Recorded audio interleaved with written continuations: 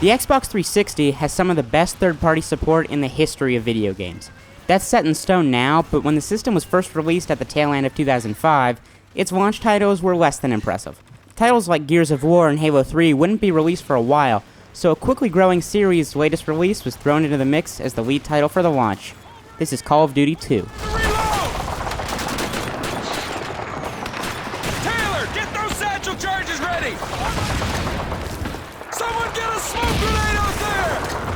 While today's Call of Duty games have a pretty standard formula set out in each one, this wasn't completely established yet in Call of Duty 2. Yes, you do play as a few different characters, but unlike games like Black Ops or Modern Warfare, the different characters' storylines don't affect each other. For example, the actions and events that take place in the Russian campaign don't have any effect on the events in the American campaign, at least as far as this game goes. We all know that the actions of one country definitely affected the rest during World War II. Use your satchel charge to that door! Hurry up!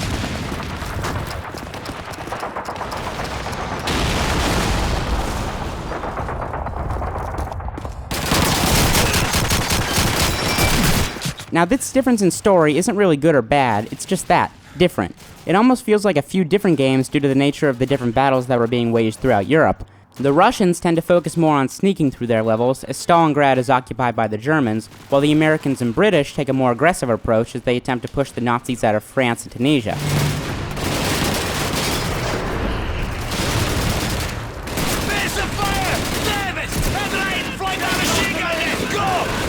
This really helps to keep the player interested, as right when the campaign might be losing you, they switch to a different point of view.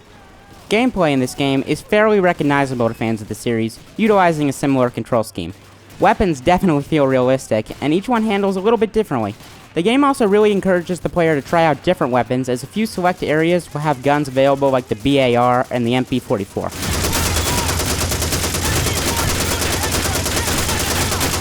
In addition to the great campaign, Call of Duty 2 also features one of the best online modes on the Xbox 360. Even though the Call of Duty craze didn't really explode until Call of Duty 4, Call of Duty 2 features its own extremely loyal following that has remained active 6 years after the game's release.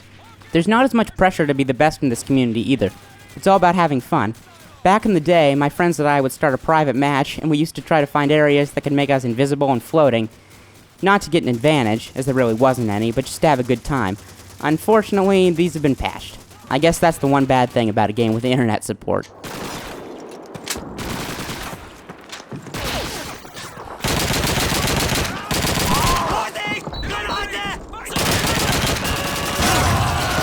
Call of Duty 2 does manage to make me think a little bit too much about a certain movie in a particular beach storming scene, but I really can't blame Infinity Ward for that.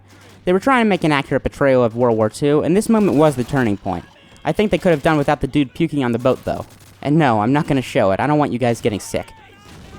Call of Duty 2 was universally acclaimed when it was released, and it deserves its praise 100%. The campaign is an absolute blast, and it is still a ton of fun to go on the servers and play a few rounds of deathmatch. Don't leave this one out of your collection.